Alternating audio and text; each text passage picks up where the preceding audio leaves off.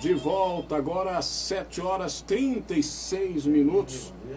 E lembrando o nosso telefone, o 3531-3470, o nosso zap, viu? Você quiser participar também, é o 98895-6948. Espaço aberto aqui para a sua participação aqui no nosso programa. Hoje, dia 2 de dezembro, olha, eu estou recebendo aqui no nosso programa o professor Albione Souza Silva, nascido aqui em Piauí, graduado em História pela UESC e também estudioso da memória, da história do município de Piauí, especialista em cultura e também memória. Vamos conversar com o professor Albione, mas antes tem um ouvinte na linha. Alô, bom dia.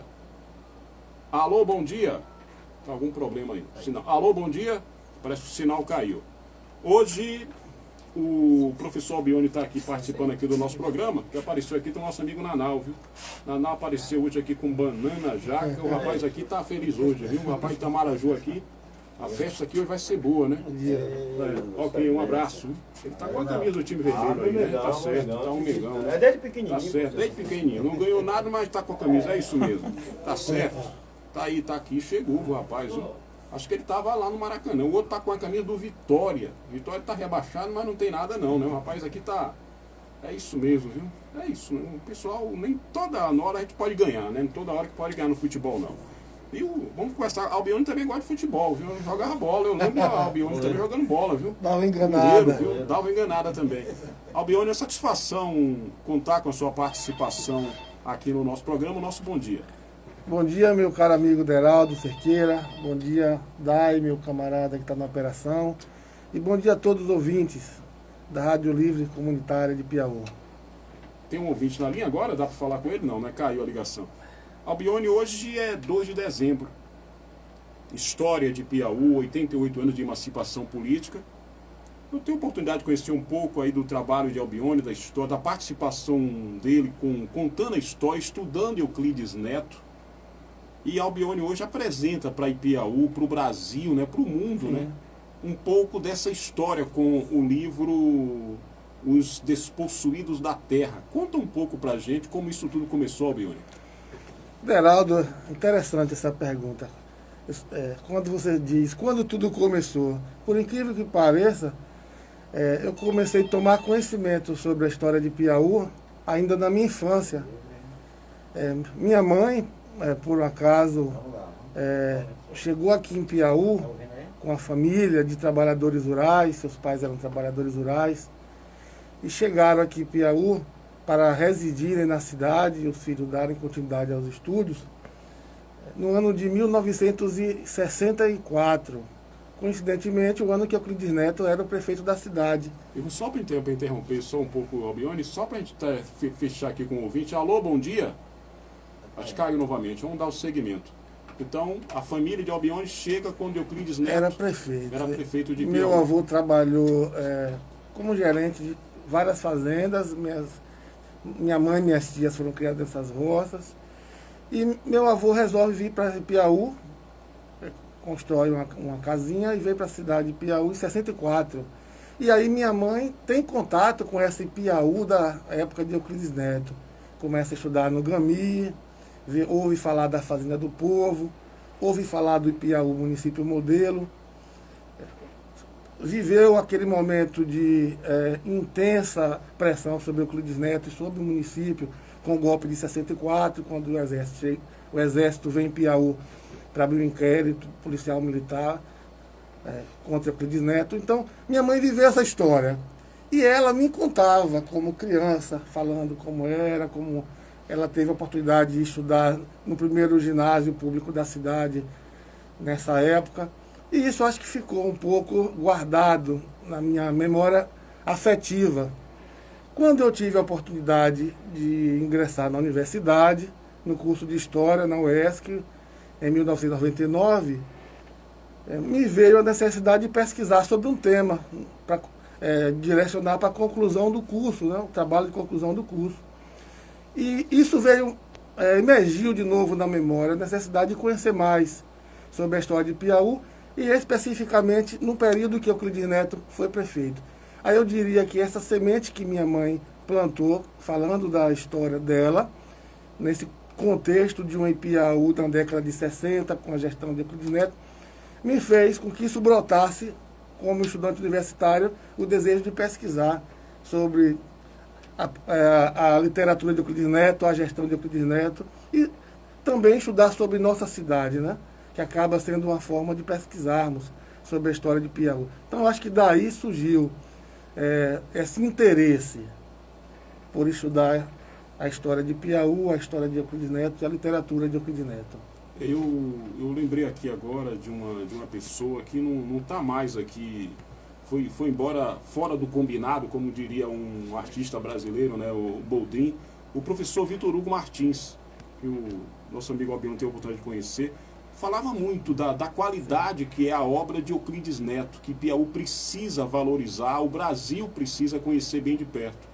E Albiano estudou muito aí a história de Euclides Neto, todo esse potencial que ele conta, a história do cacau, da colonização da nossa região.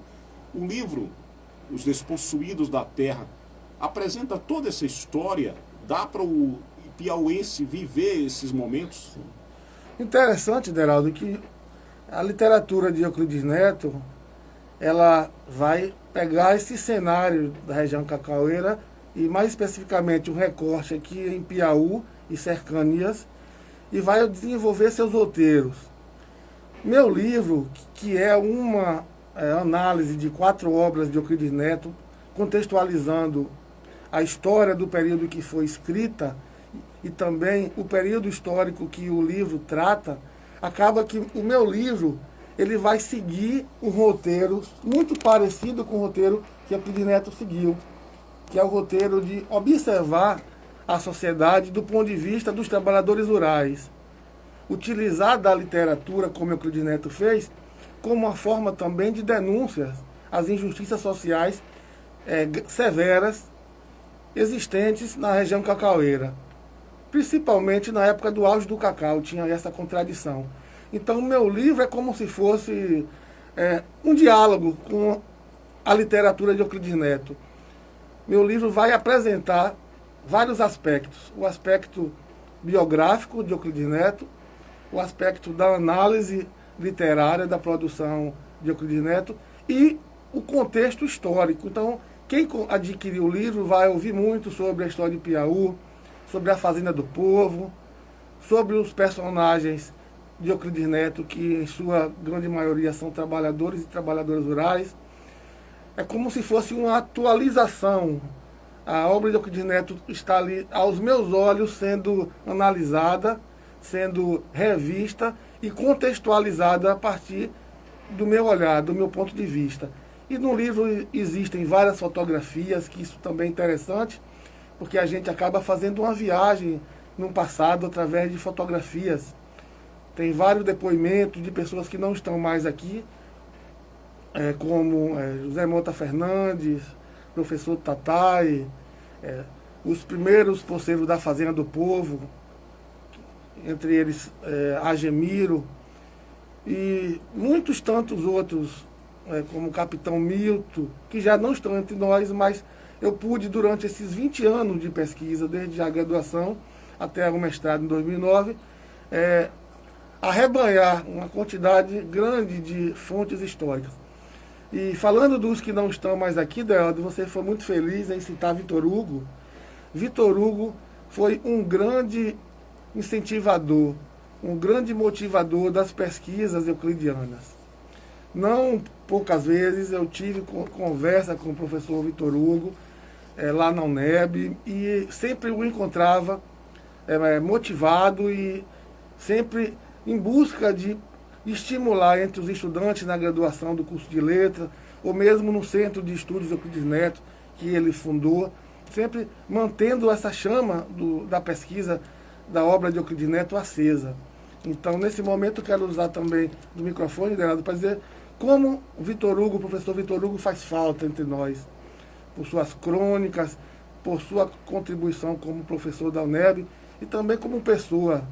Então, diria que a gente está dando continuidade, né, ao que Vitor Hugo iniciou, ao que Euclides Neto iniciou, porque nossa pesquisa está relacionada a tudo isso. Você citou o personagem de Euclides Neto. Eu lembro de um personagem, é Chulinha, né? Chulinha é um animal, né? E é marcante esses personagens da história de Euclides Neto, como Chulinha, de um personagem, de um animal no livro. E parece que quando você lê o livro, você não vê um animal, vê uma pessoa, né? Como isso é importante.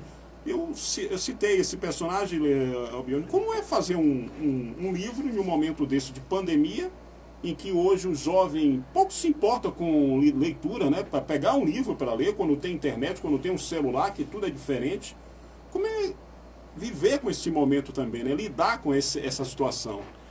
Deraldo, esse ano de 2021 principalmente, foi um ano de muita turbulência com o vírus, de muita incerteza, e atribuo também isso à má gestão do governo federal. É importante que se diga a maneira que conduziu o combate ao vírus. Quase que não houve esse combate, mas sim um estímulo a não se vacinar, um estímulo a não uso de máscara. Então, a gente viveu um momento difícil com o governo federal que potencializou o problema através de medidas irresponsáveis. É importante que se diga isso com relação ao momento. E produzir esse livro para mim esse ano, Deraldo, foi um grande desafio. Por quê? Porque eu fui também vitimado pelo Covid. Eu, minha esposa e minha filha mais leve. Minha esposa passou 5 dias internada com 50% do pulmão comprometido.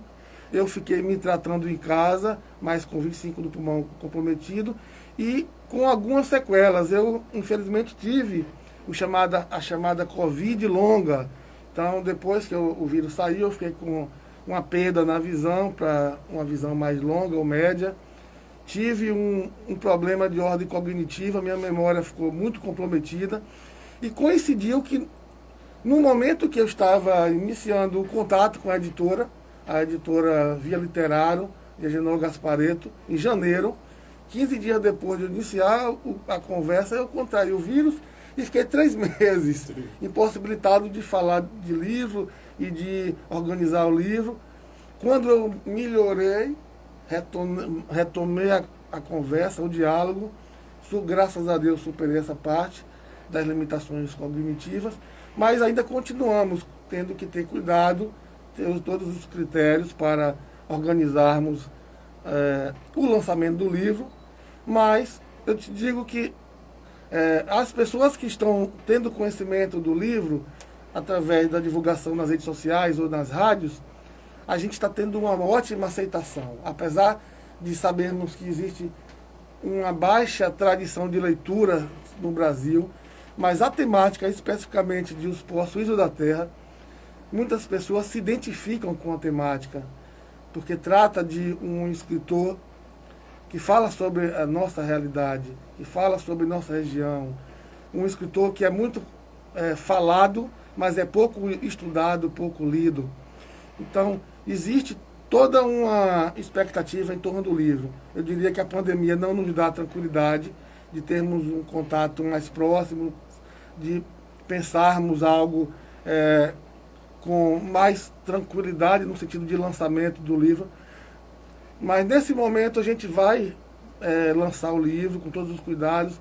A data exata não definimos ainda, porque a previsão da entrega do livro é dia 15 de dezembro, mas aguardaremos mais um pouco para definirmos em que momento do mês de dezembro será lançado. Eu suponho que o lançamento ocorra mais ou menos no dia 19 de dezembro, né? Segunda quinzena desse mês. Mas ainda não é oficial. Eu preciso ter uma conversa com os patrocinadores do livro, que são os diretores do colégio aprovado, professor Etienne e professor André. E a partir daí a gente vai fazer essa amarração com relação ao lançamento. Mas de antemão eu já agradeço às pessoas que já adquiriram o livro de maneira prévia, porque nós fizemos uma pré-venda, e nessa pré-venda um número muito interessante de pessoas já reservaram, já garantiram o seu. E no lançamento, certamente, a gente vai fazer uma festa no sentido de celebrarmos, né, um lançamento de um livro, uma fonte de pesquisa, uma fonte de estudos, onde as pessoas vão se identificar com o tema, porque vai falar sobre a história de Piauí, sobre personagens que foram inspirados da vida real, né, que Euclides Neto se relacionou com essa Piauí rural, com esses trabalhadores rurais. E isso traz para mim uma certa satisfação de poder contribuir, sem nenhum tipo de vaidade, mas com um sentimento de realização, por poder ter contribuído para o lançamento dessa obra. Falando de alguns personagens de Euclides Neto, Albione, eu lembro de um personagem, a mulher também. A mulher tem uma forte representação na obra de Euclides Neto, na figura forte daquela época do cacau, né? Na luta contra o coronelismo. Então, algo que o leitor vai encontrar, portanto, nesse trabalho, né? Sem dúvida, sem dúvida. A personagem feminina no livro de Euclides Neto, ela é central, porque Euclides Neto, ele consegue perceber a importância da mulher como gestora da família, como aquela que, quando o marido sai para trabalhar, ela cuida da casa, mas não se limita apenas ao trabalho doméstico, mas a mulher também faz o trabalho do cultivo, o trabalho do cuidado com a criação. A mulher, dentro dessas estruturas rurais, familiares rurais, é como se fosse o ponto de equilíbrio, como se fosse um suporte. A partir da representação de Euclides Neto em sua literatura, a gente vê o lugar central da figura feminina. A gente cita, por exemplo, a personagem Albertina, do livro A Enxada, que foi o último romance de Euclides Neto, publicado em 1996. A Albertina, ela sintetiza todo o sonho dos outros personagens de Euclides Neto, que era o sonho de conquistar sua terra. Desde os magros, desde o patrão, os personagens homens, os que chefes de família, eles passavam durante toda a história, durante toda a narrativa, perseguindo uma vida mais digna através da conquista da sua terra ou através da realização do sonho, até mesmo de adquirir uma ferramenta de trabalho como o facão, que é o caso de João, do personagem de Os Magros. E esses personagens homens, eles vivem a vida toda na penúria e morrem na penúria. Que essa era uma realidade, o Neto não inventa. Ele cria personagens, mas há um reflexo do real que ele viu e observou com a narrativa e a construção dos personagens escritos no livro dele. E a Albertina, ela consegue essa redenção.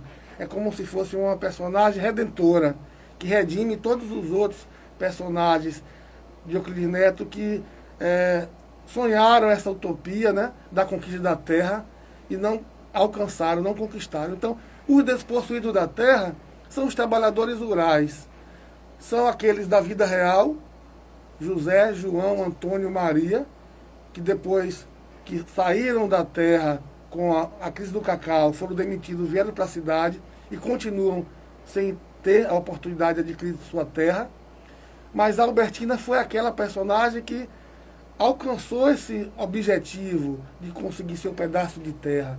É como se fosse uma realização. O último livro de Euclides Neto, Antes de Morrer, o último romance, ele consegue a terra prometida, né, a terra esperada, a terra sonhada, a utopia do Euclides Neto, do uso da terra de uma forma justa, através da, vamos dizer, a reforma agrária, né, que era o grande sonho dele, que era a grande bandeira que ele tremulava, seja na literatura ou na política. A Albertina consegue realizar através de uma mini reforma agrária realizada por um fazendeiro que, no momento de crise, pesou a consciência dele e ele resolve, antes de morrer, doar uma nesga de terra para essa personagem, essa mulher forte, chamada Albertina. Então, Heraldo, A literatura de Euclides Neto é uma literatura que apresenta a sociedade ipiauense a partir dessa grande crise que não só aqui se viveu, mas no Brasil inteiro, que é a crise da concentração de terras na mão de poucos, o chamado problema fundiário brasileiro. Desde o período colonial, que a terra está na mão de poucos senhores, poucos brancos, enquanto que realmente quem trabalhava nos entes, quem dedicava sua vida ao trabalho rural, no Cabo da Enxada, esses aí nunca tiveram acesso à terra. Eu estava me lembrando, agora já fazendo uma relação com Ipiaú, a história de Ipiaú. A gente fala muito, Deraldo, aqui sobre os imigrantes, os que vieram da Itália, os que vieram, os árabes, os turcos. Mas esses que vieram para aqui, vieram com incentivo do governo. O governo brasileiro incentiva que esses imigrantes viessem para aqui como uma forma de embranquecimento da população brasileira. Com a abolição da escravidão, os ex-escravos negros foram abandonados às margens, nas periferias, marginalizados, e foi incentivado doações de terra para italianos, para japoneses, para árabes, turcos. Aí eu pergunto, e aonde estavam esses trabalhadores de origem afrodescendente negras? Mulheres e homens. Esses aí foram colocados ao léu, muitos foram trabalhar nas fazendas para esses brancos europeus. E qual foi o rumo que cada um tomou? O europeu passou a receber nome de rua, passou a receber prestígio social, e os que já estavam aqui na terra, os que são remanescentes da família de ex-escravos, foram colocados às margens, empurrados para as periferias, para as favelas. Então, o Estado brasileiro tem uma dívida social com essa população, e a reforma agrária seria uma forma de tentar reparar essa questão da falta do acesso à terra aos trabalhadores. Então, esse livro Disposto Uso da Terra também vai mexer nessa ferida, que é uma ferida que o Brasil ainda não tratou devidamente. Você citou isso, eu lembrei também de um estudo que eu iniciei na UNEB com um professor também a respeito da história aqui da nossa região. Eu lembrei de daquela região ali conhecida como ali da Rua da Banca, que é uma povoação negra, forte de Piauí, que tem a ver com a própria história, na época que se sonhou em passar uma ferrovia aqui na nossa região, que foi pessoas descendentes de escravos que ocuparam aquela faixa, que nunca tiveram esse devido apoio, esse reconhecimento, né, do papel que tiveram também no desenvolvimento, no crescimento de Piauí. Então, como é importante a gente destacar, isso está registrado, né, isso no papel, no livro, na história, quando você coloca aí que o livro tem esse potencial de apresentar para o povo de Piauí que sirva para as nossas escolas, como as nossas escolas municipais, particulares, estaduais, precisa tanto dessa informação. Né? Sim. Bem colocado, Leandro, seu exemplo, né, daquelas famílias que moram na Rua da Banca. Se você for conversar com aquelas pessoas, você vai perceber que ali tem avós que vieram do mundo rural, alguns também foram funcionários da empresa chamada Itapajipe, que veio para construir a ferrovia. E esses trabalhadores, eles foram deixados de lado. Eu também lembro de outras áreas, como a Rua do Cruzeiro. Eu lembro que morando na Nova Conquista, e convivia muito ali na Rua do Cruzeiro, jogando futebol, e percebia que ali tinha uma população de baixa renda, negra. A gente, na infância, não consegue ter uma visão crítica, não consegue buscar as origens daquilo, porque no centro é uma população branca, nas áreas mais distantes, uma população negra, de origem afrodescendente, com a área precarizada de saneamento básico, de acesso a lazer, à cultura.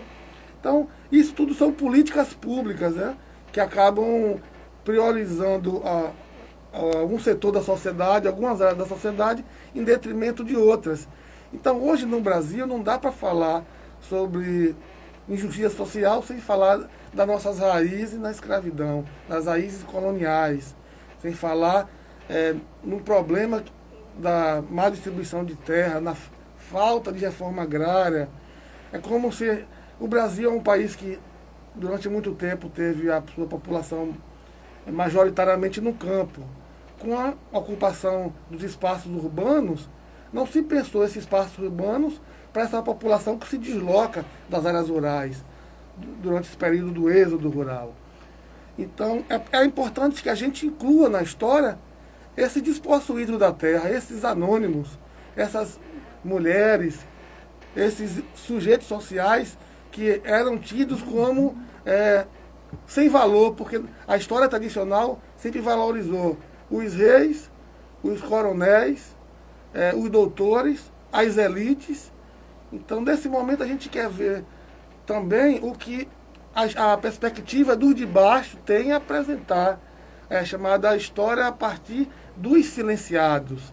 E o livro Despossuído da Terra, ele vai seguir, de certa forma, essa trilha, que é uma trilha que Euclides Neto também adotou durante sua literatura, que é jornalista e que a gente chama de engajada, né? Engajada com as questões sociais.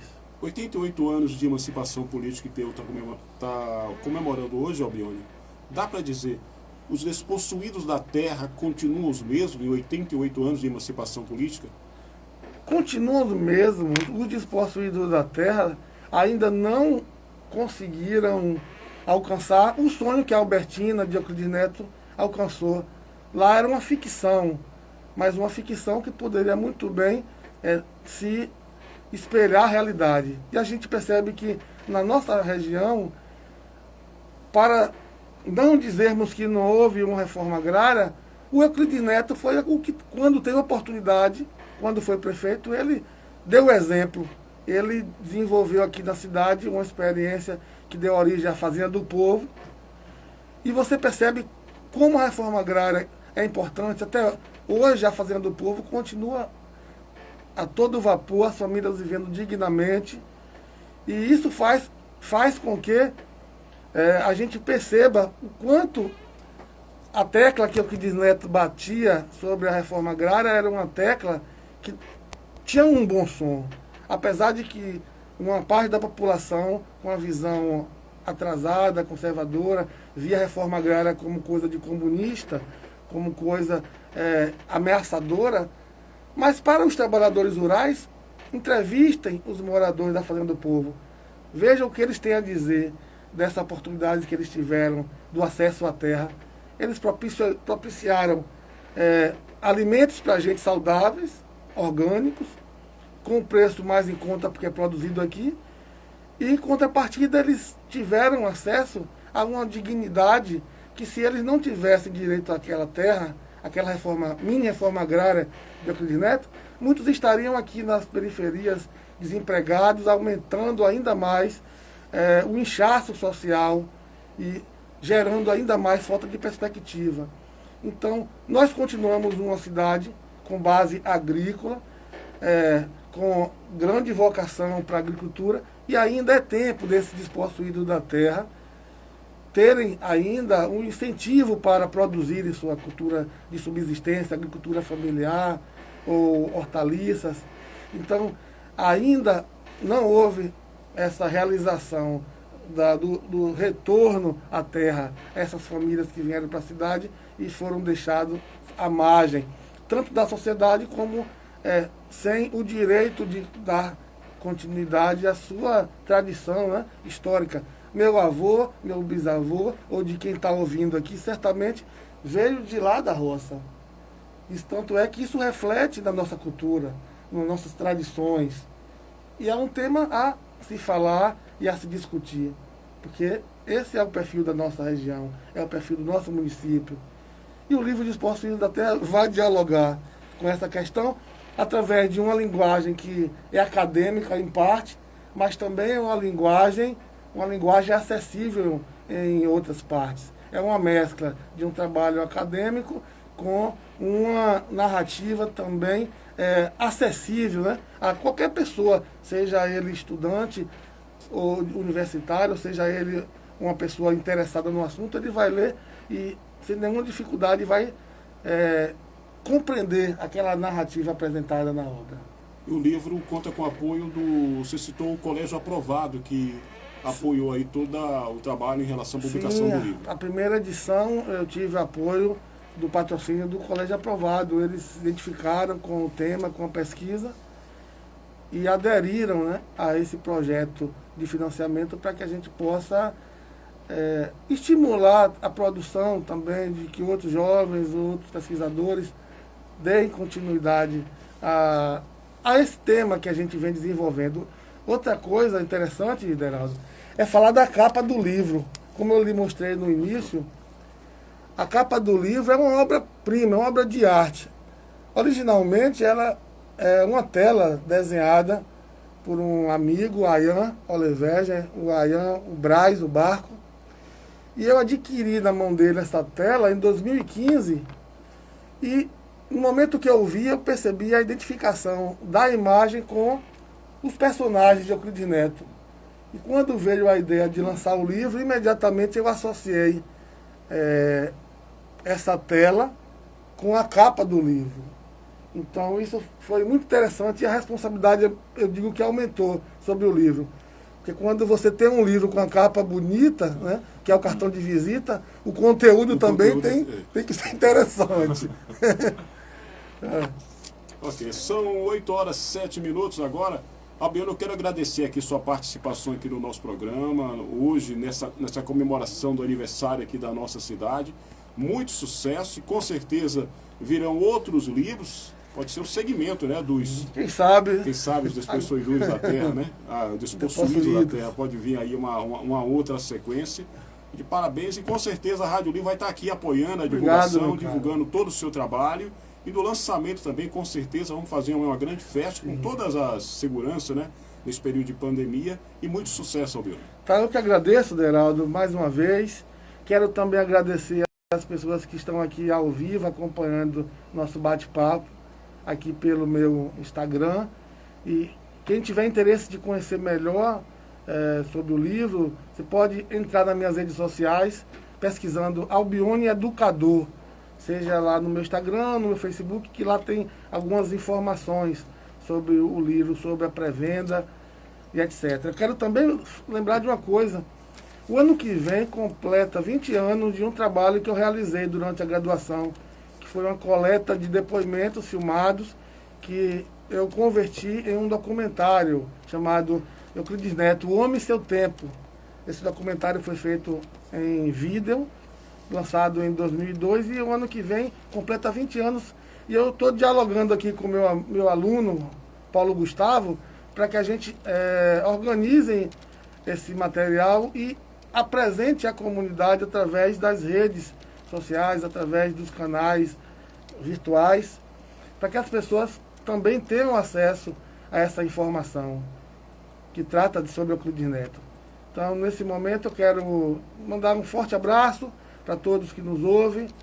E assim que a gente tiver a data fechada, definida do lançamento, voltarei aqui para divulgar e divulgaremos nas redes sociais.